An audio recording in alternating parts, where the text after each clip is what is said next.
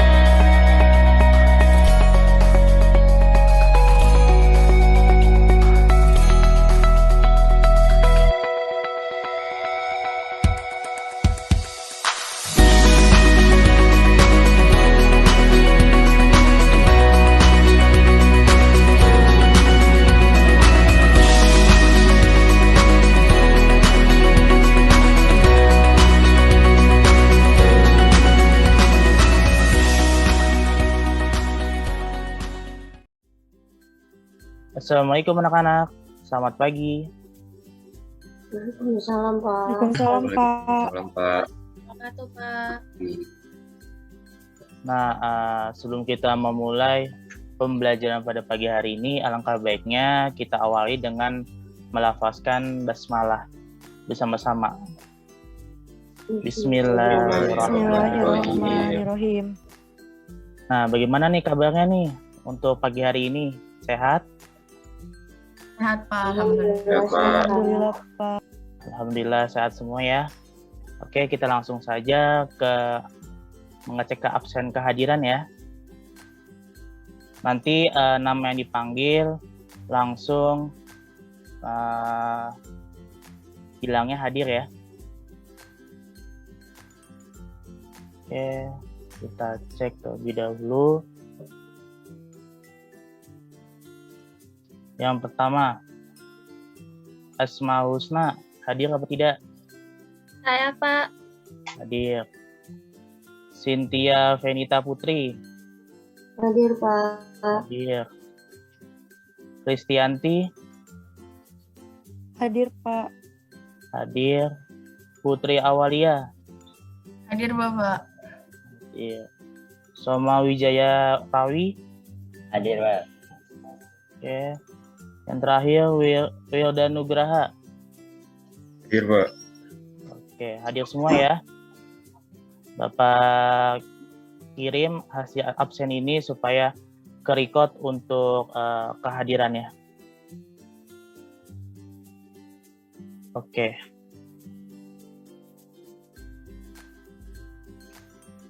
Baik, sebelum kita masuk nih pada materi tentang peluang yang sebelumnya Bapak sudah kasih tahu di WhatsApp group terkait materi yang akan dipelajari untuk besok hari, tepatnya pada hari ini. Sebelumnya Bapak ingin menanyakan terlebih dahulu, untuk materi sebelumnya kan ada materi tentang pecahan dan perbandingan nih. Siapa yang bisa menjelaskan terkait materi pecahan dan perbandingan secara singkat?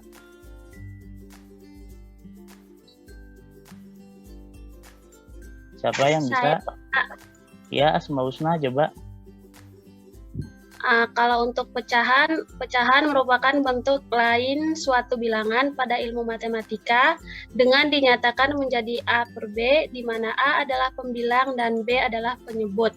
Nah, sedangkan perbandingan adalah membandingkan dua nilai atau lebih dari suatu besaran yang sejenis dan dinyatakan dengan cara yang sederhana. Nah, bagus itu penjelasan dari Asma Husna terkait materi sebelumnya tentang pecahan dan perbandingan. Nah, Bapak kan kemarin sudah memberikan nih video tentang materi peluang. Nah, siapa yang bisa menjelaskan secara singkat terkait materi peluang tersebut? Ada yang bisa? Saya Pak, Ya, Wildan, silakan. peluang itu memiliki dua jenis bentuk. Nah, Nah, peluang yang pertama itu yaitu peluang empirik dan yang kedua itu peluang teoritik. Nah, bagus sekali. Berarti semuanya pada mempelajari ya tentang materi peluang yang Bapak kasih melalui video ya. Oke, nah di sini Bapak ingin nanya lagi nih. Kira-kira kalian itu tahu nggak materi peluang yang diterapkan dalam kehidupan sehari-hari?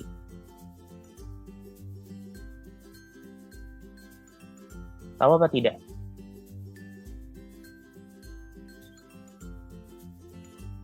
Materi peluang yang diterapkan dalam kehidupan sehari-hari.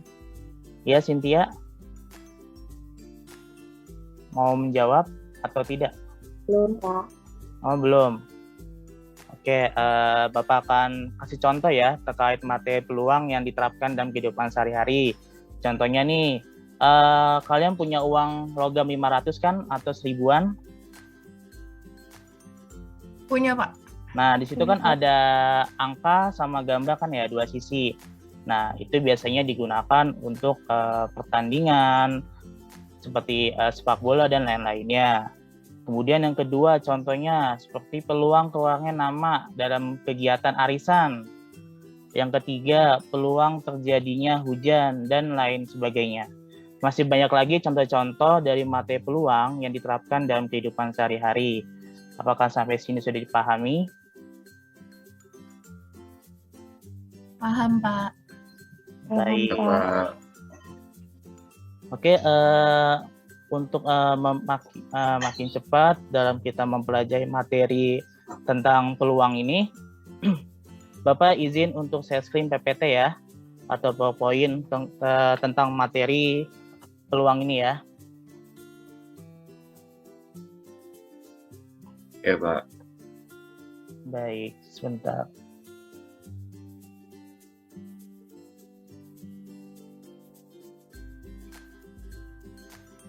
Apakah sudah kelihatan?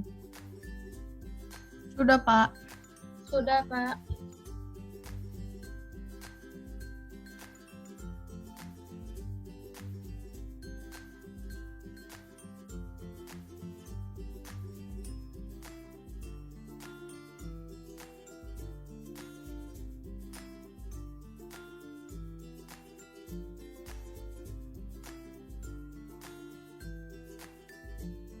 Oke, kita masuk pada materi terkait peluang.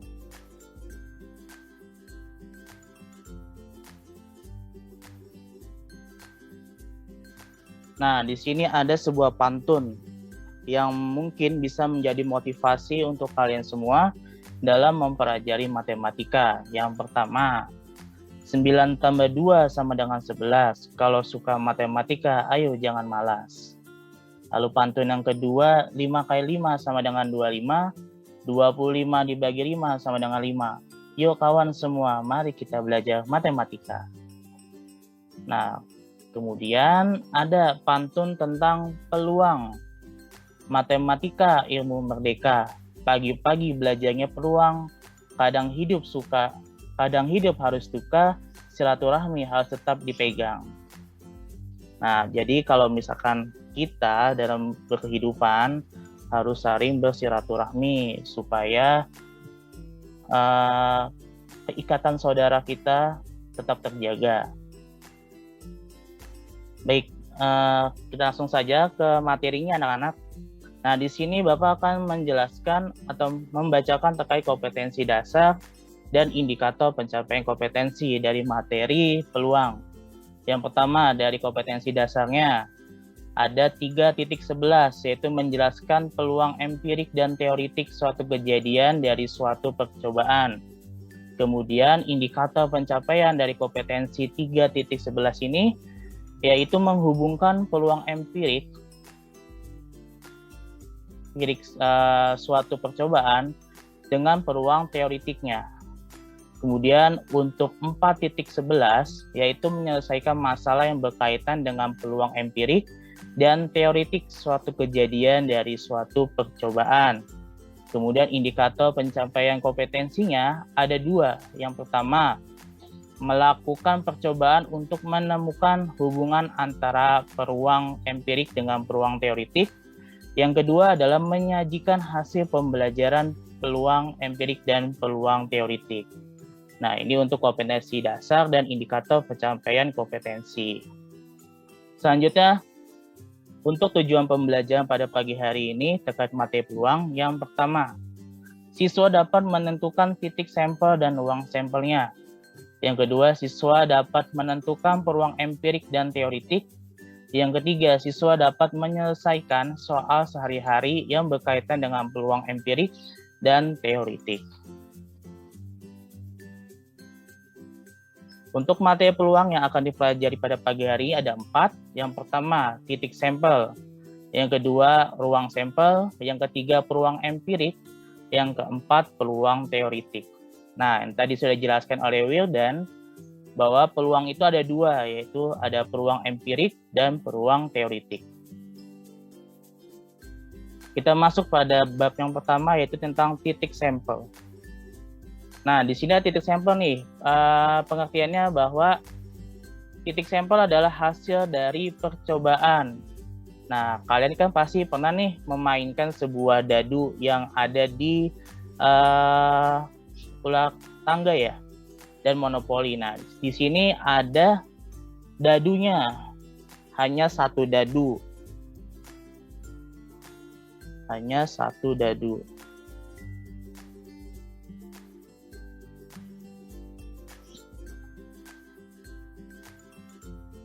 Hanya 1 dadu, sebentar. Nah, di sini ada 1 dadu. 1 dadu. Nah, di dadu ini kan ada keluar angka 1, bulatan 1, ya kan? Ada bulatan 1, ada bulatannya yang 2, misalkan. Ada 3, ada 4, dan ada yang 5 dan 6. Nah,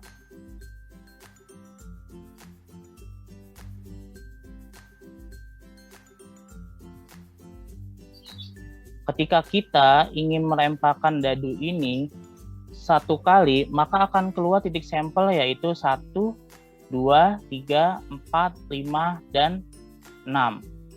Nah, tadi kan Bapak sudah menanyakan kan, apakah kalian punya uang logam sekitar Rp1.000 atau 500. Nah, di sini ada sebuah angka, sisi angka, dan juga ada sebuah sisi gambar. Nah, kalau kita melakukan percobaan melemparkan 1 kali koin tersebut, maka titik sampelnya yang akan keluar adalah ada angka dan ada gambar. Apakah sampai sini sudah paham? Paham, Pak. Baik, kita lanjut. Nah, di sini kalau misalkan dilakukan percobaan sebanyak 2 uang logam yang dilemparkan dalam 1 kali. Nah, akan muncul bentuk tabel ini supaya lebih paham dan lebih mudah untuk mengerti untuk anak-anak semua. Nah, di sini misalkan uang koin yang kedua. Kemudian yang bagian atas ini ada uang koin yang pertama. Uang koin yang pertama. Nah, ketika kita silangkan atau kita lempar dalam 1 kali percobaan, maka akan muncul yaitu yang pertama angka dan angka. Yang kedua ada angka dan gambar. Yang ketiga ada gambar dan angka. Yang keempat ada gambar dan gambar. Nah, setiap koin ini misalkan koin yang pertama pas dilempar pertama keluarnya angka. Ini koin pertama. Kemudian pas dilempar juga koin yang kedua keluar juga angka juga. Nah, sama halnya yang lain. Kalau misalkan yang A ini, misalkan koin pertama berarti dilemparnya keluarnya adalah angka. Kemudian koin yang kedua ketika dilempar satu kali akan keluar gambar. Begitu. Jadi kesimpulannya akan muncul 4 titik sampel ketika 2 koin dilemparkan dalam satu kali percobaan. Apakah sampai sini sudah paham?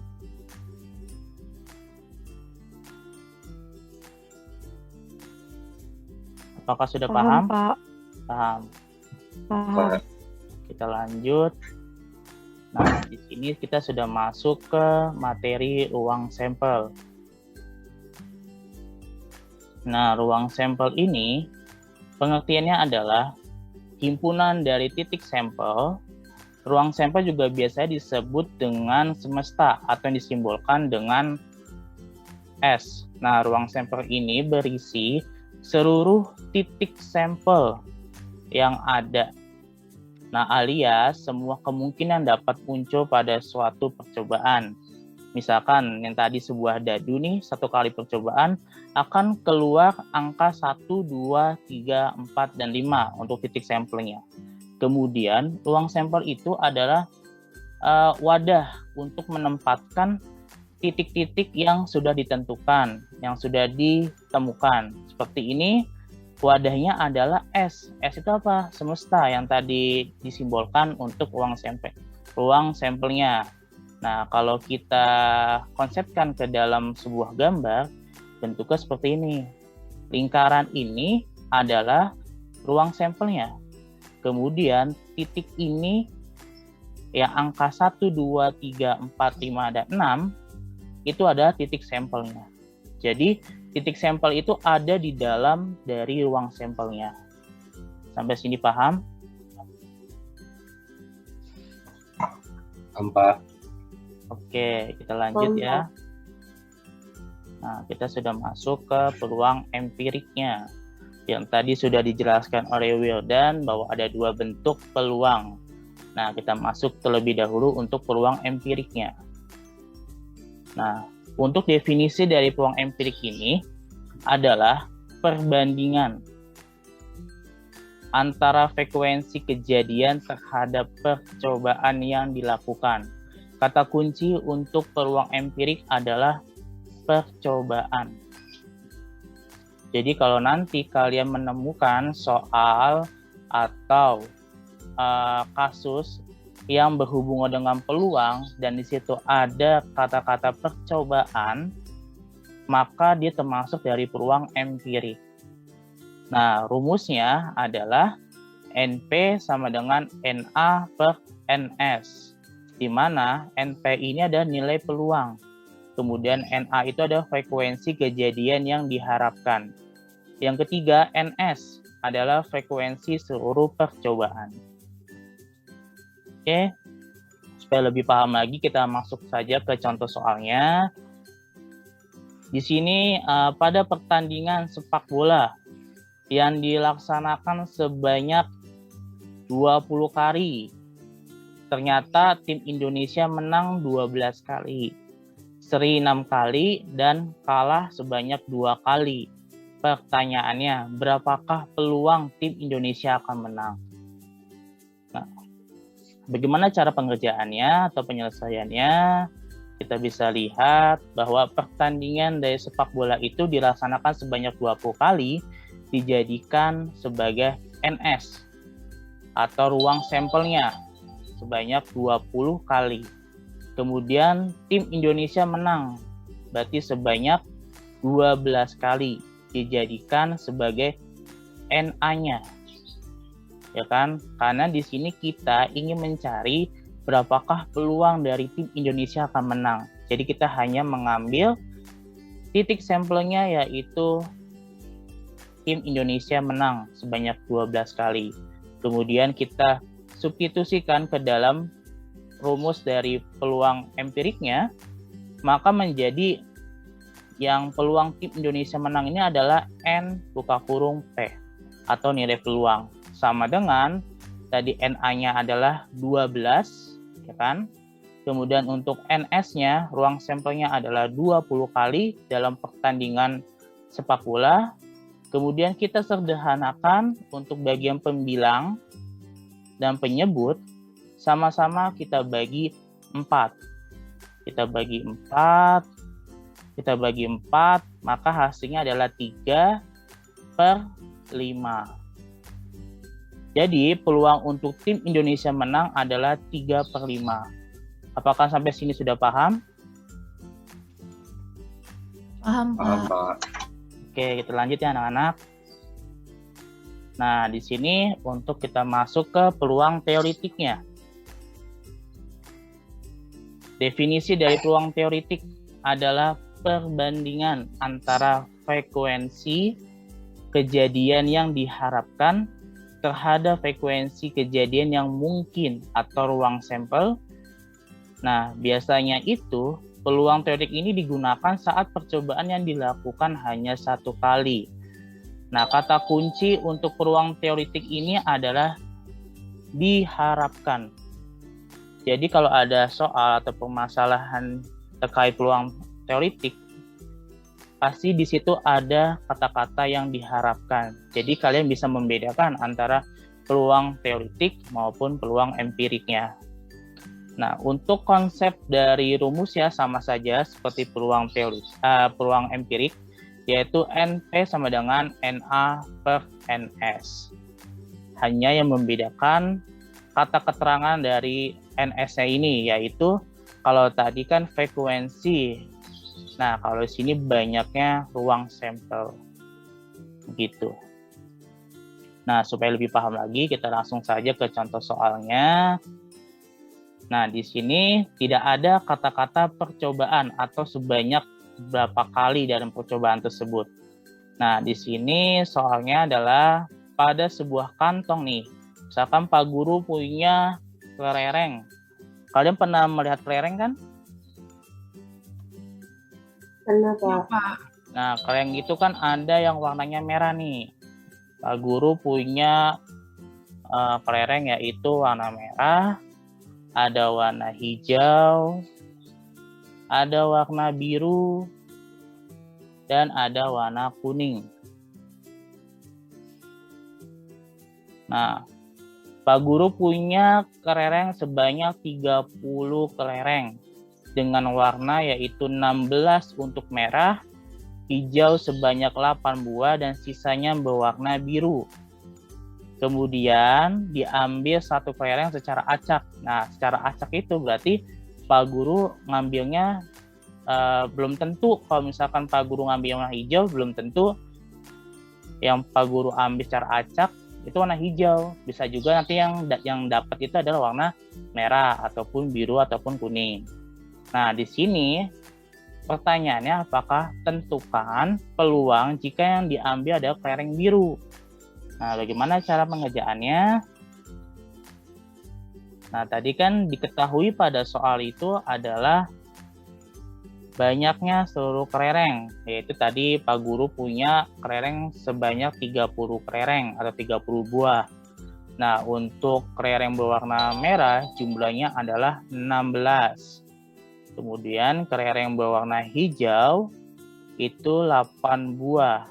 Jadi untuk mendapatkan nilai kelereng biru kan tadi katanya sisanya dari pembagian dari warna merah, hijau, dan banyaknya keseluruhan secara menyuruh dari kelereng tersebut.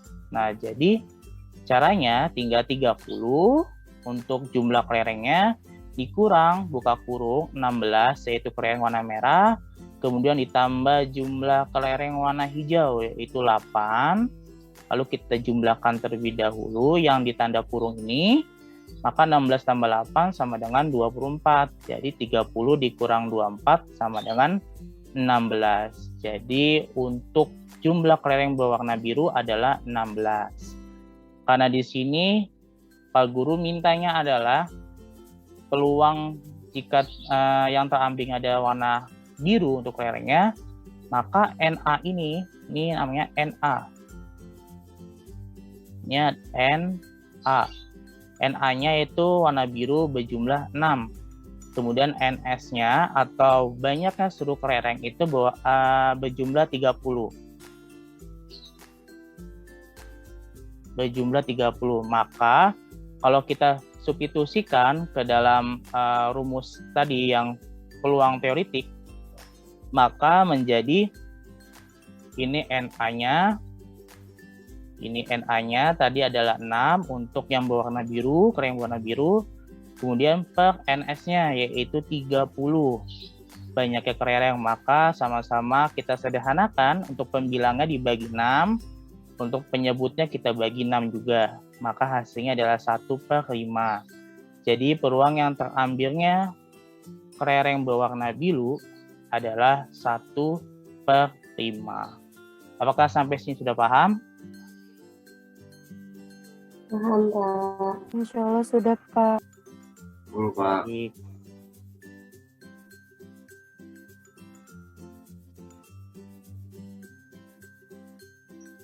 Baik, kita lanjuti.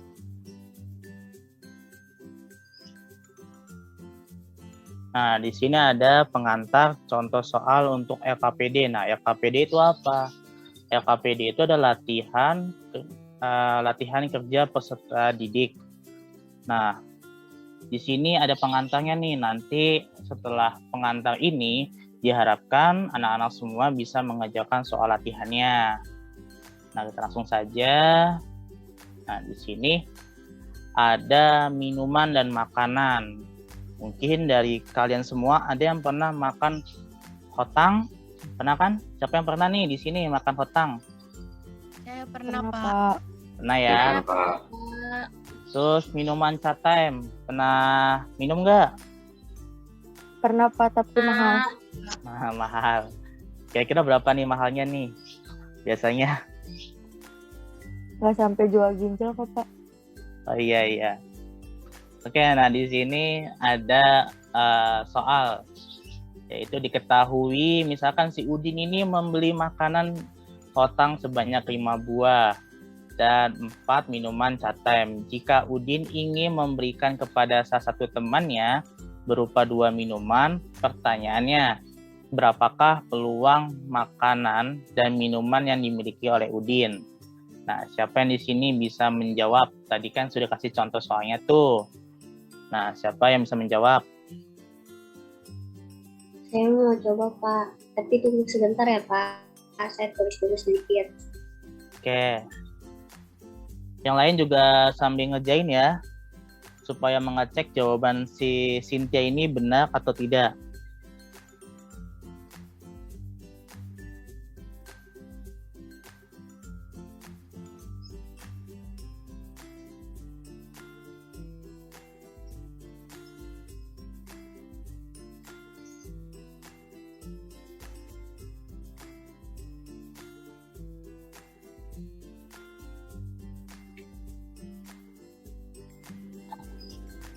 Izin share screen ya, Pak.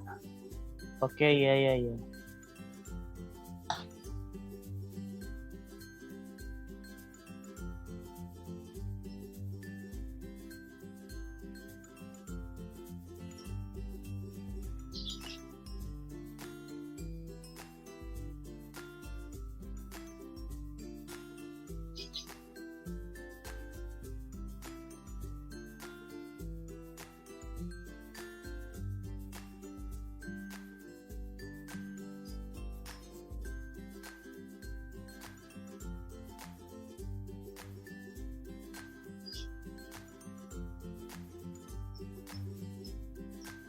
Coba Cynthia jelaskan untuk yang pertama. Apa, Pak? Sudah lihat, Pak? Sudah kelihatan. Kan tadi soal itu misalkan si Udin itu hutangnya 5. Nah, terus si Udin juga punya CTM itu 4. Jadi NS atau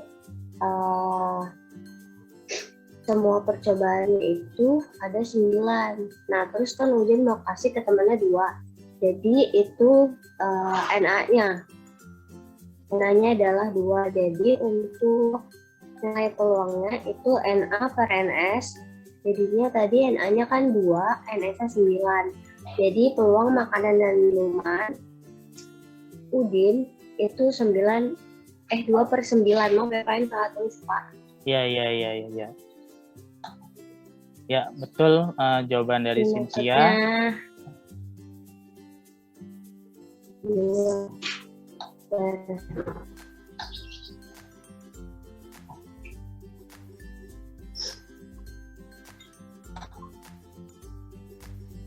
Ya, betul jawaban dari Cynthia. Yang lain gimana? Betul atau tidak?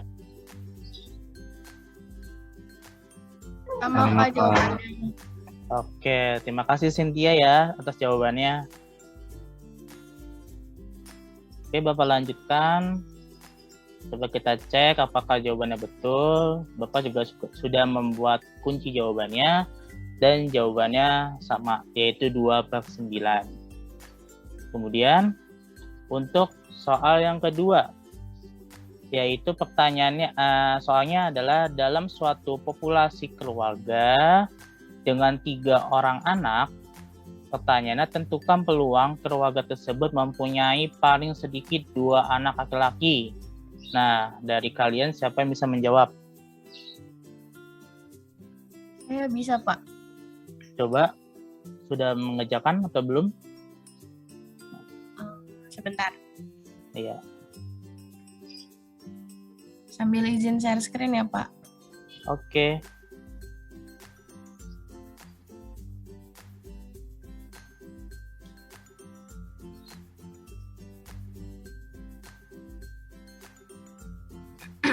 Ini Kristianti kenapa nggak ada gambarnya nih? Share screen-nya sudah terlihat belum, Pak? Sudah. Nah, jadi kan di sini dimisalkan ada laki-laki sama perempuan. Terus dibikin ininya kemungkinannya. Nah, kan tadi pertanyaannya itu peluang mempunyai paling sedikit 2 anak laki-laki. Jadi yang diambil itu yang laki-lakinya paling sedikit 2. Yang hasilnya LLP, yang L-nya ada 2 atau L-nya ada 3. Nah, kan hasilnya ada 1, 2, 3, 4. Jadi di sini kita punya NA-nya 4, semestanya itu ada 8 total dari ini semua. Jadi peluangnya itu NA per NS kayak yang tadi Bapak jelasin. 4. Jadi kita punya 4/8, terus diperkecil jadi 1/2. Jadi peluang keluarga tersebut punya paling sedikit 2 anak laki-laki adalah 1/2. Benar nggak, Pak? Dua yang lain gimana? Betul apa tidak? Yang lain gimana? Betul, Pak. Betul? Betul, Pak. Ya. Coba nanti kita cek ya kunci jawabannya yang sudah Bapak buat. Sebelumnya terima kasih ya Putri Awalia. Pak, sama-sama. Oke, coba kita cek apakah jawabannya betul. Jawabannya sama, yaitu 1/2 untuk peluangnya. Oke, ini kayaknya udah pada bisa semua nih anak Bapak nih. Udah pada jago-jago ya tentang mati peluang ya? Ya enggak? Iya, Pak, paham. Oke, kita Insya Allah. lanjutkan ya. Nah, tadi kita kan sudah belajar tentang mati peluang. Nah, di sini ada sebuah games nih. Nanti coba kalian ambil sebuah kertas, kemudian nanti kalian tulis percobaan yang akan keluar dari game ini. Oke? Nah, di sini ada 7 binatang ya. Pertama ada bintang sapi, kambing, karena kita kemarin melaksanakan Idul Adha, jadi ini ada kambing, ada sapi. Nah, juga ada ayam, ada angsa, ada burung puyuh, ada ikan dan burung dara. Nah, di sini ada 10 percobaan yang akan diputar. Nah, ini namanya rotre. Nah, ini kita putar sebanyak 10 percobaan. Misalkan nih, nanti pas diputar jarumnya ini berhentinya di angsa, misalkan. Berarti di sini tulisnya angsa. Nah, bisa kita putar lagi nih. Yang keluar itu adalah berhentinya di sapi. Untuk percobaan kedua berarti tulis sapi.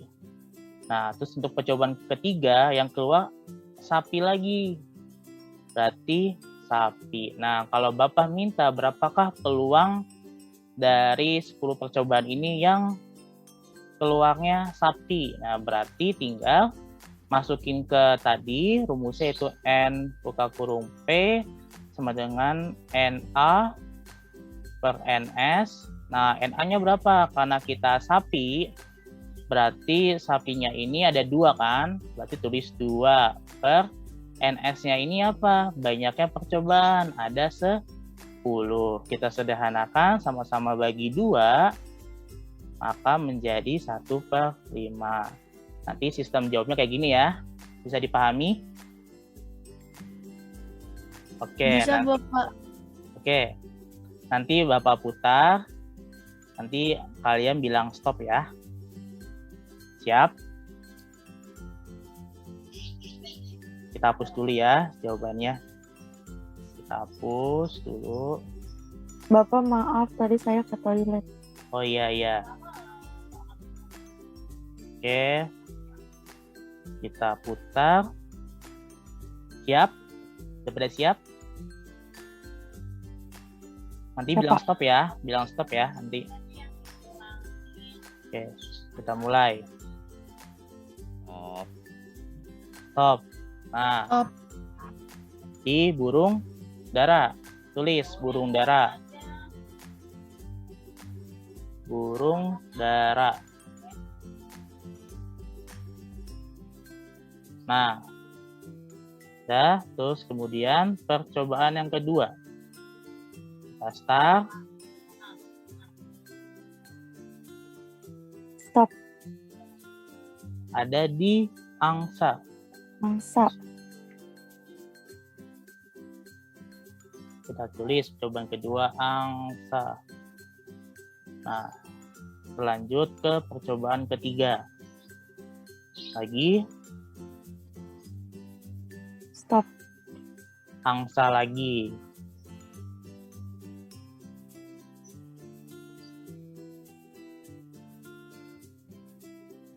Kita lanjut lagi percobaan yang keempat.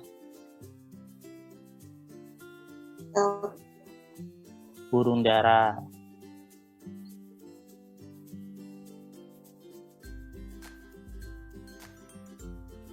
Oke. Kita putar lagi.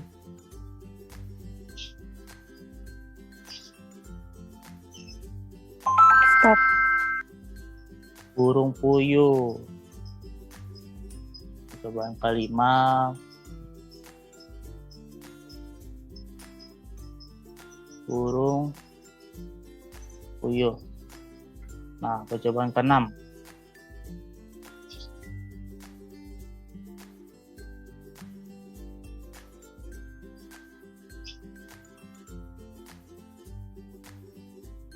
Ayo, bilang stop. Stop, Pak. Burung puyuh lagi.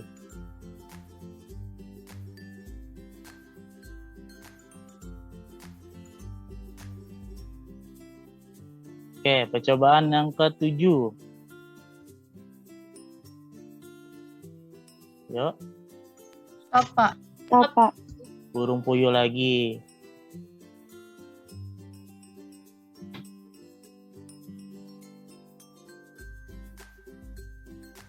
Nah, percobaan yang ke-8.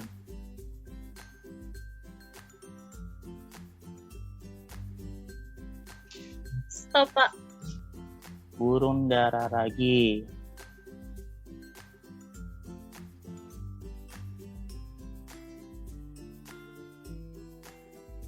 Percobaan ke-9. Siap.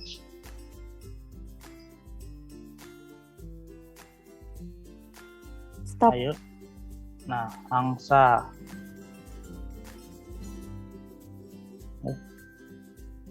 Angsa.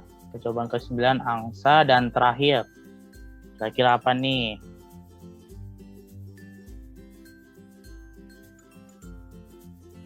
Stop, Pak. Burung puyuh lagi. Burung puyuh. Nah, oke, kita sudah melakukan 10 kali percobaan. Rata-rata yang keluar paling banyak itu ada di burung puyuh ya, ada sebanyak 4 kali. Nah, coba siapa yang bisa menjawab berapakah peluang munculnya hewan angsa pada 10 kali percobaan? Siapa yang bisa menjawab? 3/10 bukan, Pak? 3/10, ya betul. Selanjutnya, tadi siapa yang jawab? Kristianti, Pak. Iya, terima kasih ya Kristianti. Terus selanjutnya, satu lagi. Berapakah peluang munculnya hewan burung dara sebanyak 10 kali percobaan? 3/10 juga, Pak. 3/10, Pak. Iya, betul semuanya. Oke, udah pada bisa kan? Sudah, Oke, Pak.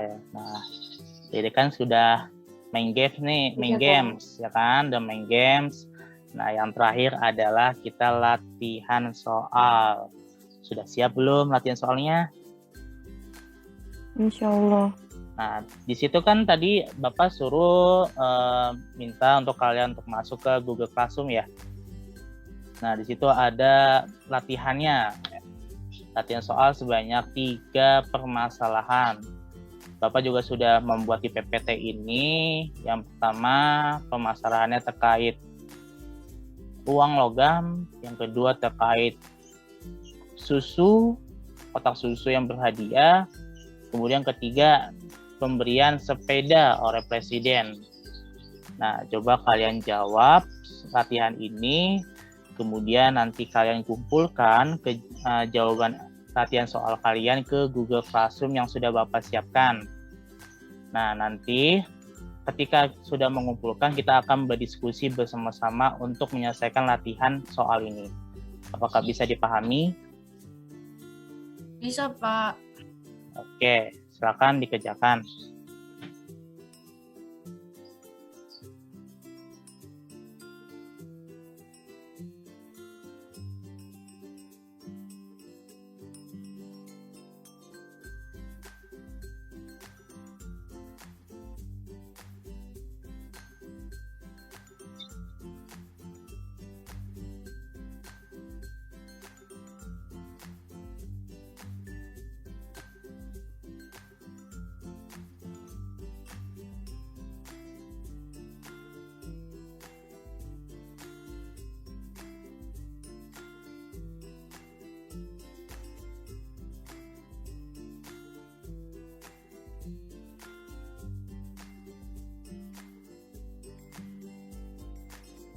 Soalnya sulit tidak untuk menjawabnya?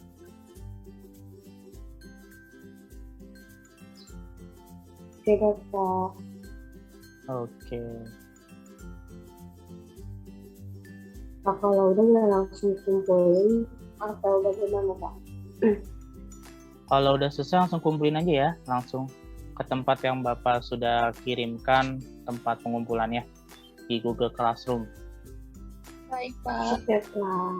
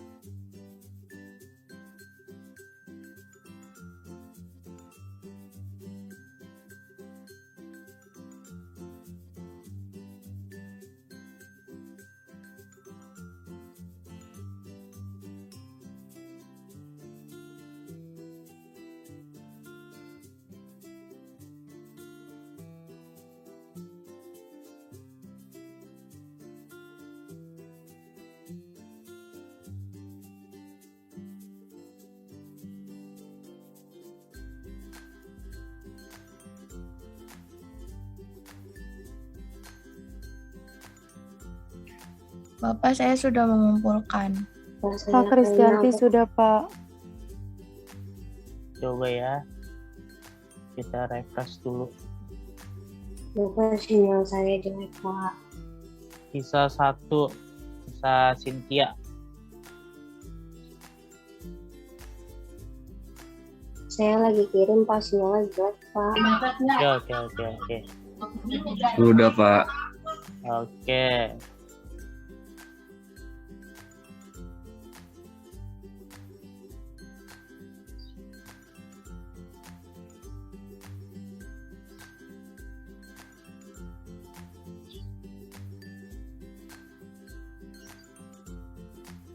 Oke, semuanya udah dikirim ya jawabannya.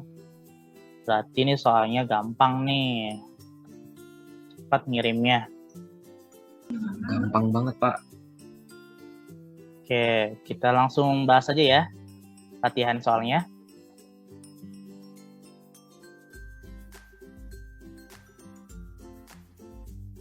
Oke, yang pertama kita bahas bareng-bareng. Tono dan Budi sedang melakukan percobaan dengan menggunakan sebuah uang logam. Kemudian mereka melempar sebuah uang logam itu sebanyak 6 kali. Pertanyaannya, tentukan hasil dari peluang empirik munculnya sekurang-kurangnya 4 sisi angka. Nah, di sini Bapak juga sudah membuat kunci jawabannya. Nah, kita misalkan tadi kan uang logam. Uang logam tadi kan ada sisi angka, ada juga gambar. Nah, berarti totalnya ini ada 2.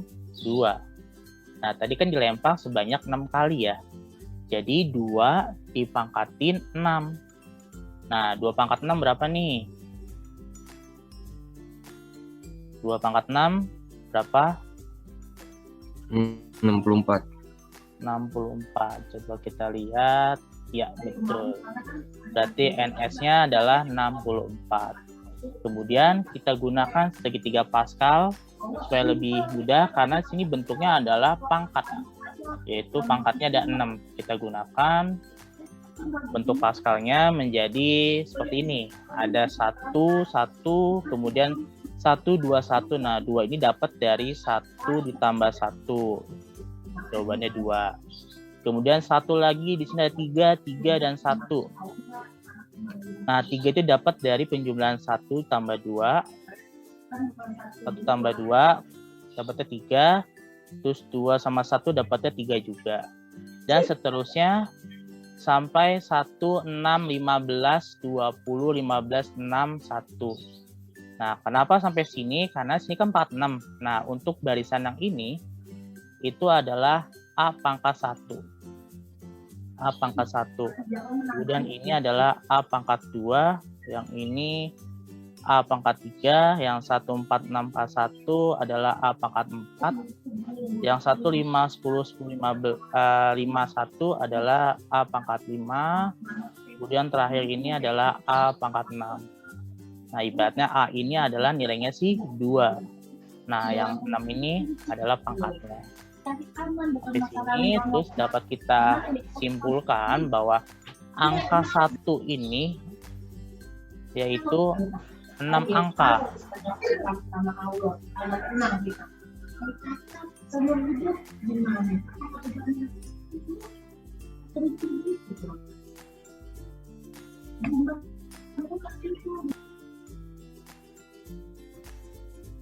Ada yang 1 ini adalah 6 angka, kemudian yang 6 itu ada 5 angka dan 1 gambar yang akan muncul. Kemudian 15 ini adalah 4 angka dan 2 gambar yang akan muncul. Terus 20 ini adalah 3 angka dan 3 gambar. 15 lagi adalah 2 angka dan 4 gambar. 6 ini adalah 1 angka dan 5 gambar yang akan muncul. Dan terakhir, 1 ini adalah keseluruhan yang akan muncul adalah 6 gambar. Nah, sehingga munculnya sekurang-kurangnya sisi angka itu ada NK. Nah, NK-nya berapa nih berarti? NK-nya berapa? NK-nya berapa? Yang tadi kalian sudah jawab, berapa NK-nya? 24, Pak. 24. Coba kita lihat. Salah, Pak. Salah 22. Oh, 22. Kita lihat, ya, betul, 22. Jadi karena di sini sekurang-kurangnya 4 angka yang muncul, berarti hanya yang memungkinkan yaitu 6 angka, 5 angka, dan 4 angka. Selebihnya ke bawahnya itu tidak memenuhi karena di sini sekurang-kurangnya hanya 4 sisi angka. Berarti yang masuk kategorinya hanya 1, 6, dan 15. Totalnya kalau dijumlahkan ada 22. Betul jawabannya. Nah, sehingga diperoleh kita masukkan tadi kan sudah dapat nilai NK-nya yaitu 22, nilai NS-nya adalah 64, kita masukkan maka menjadi 22/64. Nah, untuk pembilang dan penyebut kita sama-sama bagi, yaitu sama-sama dibagi 22. Dibagi 2. Sama-sama dibagi 2. Kemudian untuk penyebutnya dibagi 2. Jadi jawabannya adalah 11/32. Jadi untuk peluang empiriknya yang muncul sekurang-kurangnya 4 sisi angka adalah 11/32. Sampai sini sudah paham? Paham, Bapak. Oke. Lanjut. Untuk pembahasan yang kedua. Nah, di soal itu tadi apa ya? Kita dulu. Di soal adalah sebuah perusahaan pabrik susu di daerah Jakarta Timur memiliki program dalam meningkatkan penjualan, di mana setiap kotak susu terdapat hadiah berupa 4 seri buku secara acak. Jika Sony memberi 4 kotak susu, tentukan hasil dari peluang teoretik mendapatkan semua seri buku hadiahnya. Nah, kita bisa lihat untuk pembahasannya. Nah, kita misalkan 4 kotak susu itu dengan 4 seri buku secara acak, bentuknya menjadi NS, yaitu 4/4. Nah, 4 ini adalah kotak susunya, dan 4 seri buku itu adalah pangkatnya. Jadi di sini siapa yang tahu 4/4 hasilnya berapa? 4/4 hasilnya berapa? Ada yang bisa menjawab? 256 bukan, Pak? 256. Ya, betul, 256. Nah, setelah kita sudah mendapatkan nilai NS-nya, kemudian di mana untuk mendapatkan semua seri buku dari 4 kotak susu yang dibeli oleh Sony, dengan cara setiap susu kotak itu harus berbeda dalam segi isinya dari hadiah setiap seri bukunya, supaya mendapatkan semua seri buku dari setiap kotak susunya. Nah, maka menjadi NK-nya itu berapa? Ayo, tadi jawabnya berapa? Jadi NK-nya berapa? Ini dapat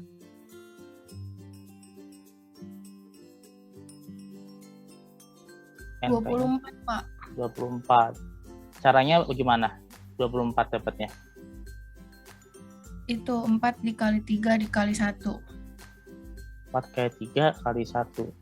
Kali 2 juga, Pak. Oh, kali 2. Coba kita lihat. Ya, betul. Nah, kemudian setelah kita sudah mendapatkan nilai NK dan NS-nya, sama kita substitusikan lagi ke dalam rumus peluang, yaitu NK per NS sama dengan NK yang masukkan yaitu 24.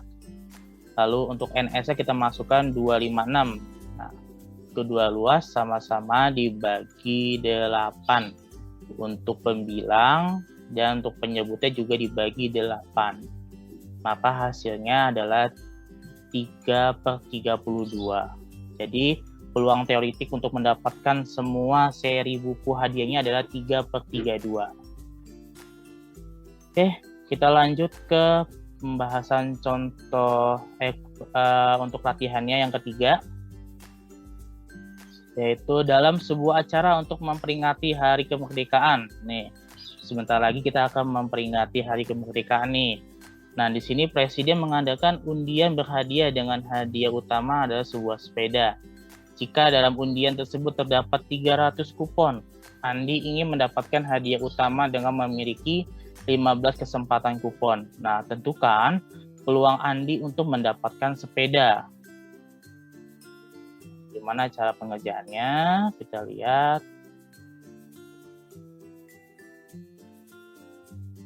Pertama, banyaknya kesempatan kupon Andi untuk mendapatkan satu buah sepeda nih. Ini misalkan sepeda, ada sepeda nih. Sepeda ginilah ya. Ini sepeda nih, ini tentunya geriginya, ini rantainya. Nah, kan sepeda kayak gitu. Andi untuk mendapatkan satu buah sepeda adalah 15 kupon yang dia miliki, sehingga yang diharapkan terpilihnya kupon di antara 15 yang dimiliki Andi yaitu menjadi NA sama dengan 15. Nah, banyaknya kupon keseluruhannya adalah 300 kupon. Ini adalah banyaknya kemungkinan yang akan dimiliki oleh Udin. Bukan Udin ya, Andi ya. Jadi untuk kesempatannya mempunyai peluang yaitu 300 untuk NS-nya. Nah, berarti cara pengerjaan gimana? Tadi kita sudah mendapatkan NS-nya itu 300, NA-nya 15, maka kita masukkan ke rumus peluang yaitu NA per NS. NA-nya kita masukkan ada 15 per 300 untuk NS-nya, yaitu banyaknya kupon keseluruhannya. Jadi kita sederhanakan 15 per 300 sama-sama untuk pembilangnya dibagi 15, untuk penyebutnya dibagi 15. Yang didapat adalah 1 per 20. Jadi peluang Andi untuk mendapatkan sepeda adalah 1 per 20. Sampai sini sudah paham? Untuk latihan soalnya yang kalian kerjakan? Sudah, Pak. Oke, nanti Bapak periksa ya untuk jawabannya, apakah sudah sama atau belum. Tadi kita sudah mempelajari tentang materi peluang ya, dari teorinya, dari contoh soalnya, dari latihan soalnya yang sudah kalian kerjakan, yang sudah dikumpulkan ke Google Classroom. Selanjutnya, Bapak ingin mendengarkan dari kalian kesimpulan dari materi peluang yang sudah dijelaskan pada pagi hari ini. Coba perwakilan dari kalian, siapa yang mau menyampaikan? Saya, Pak. Ya, ini siapa nih? Saya Rawi, masa nggak kenal? Oh, Rawi. Ya, coba Rawi. Sampaikan.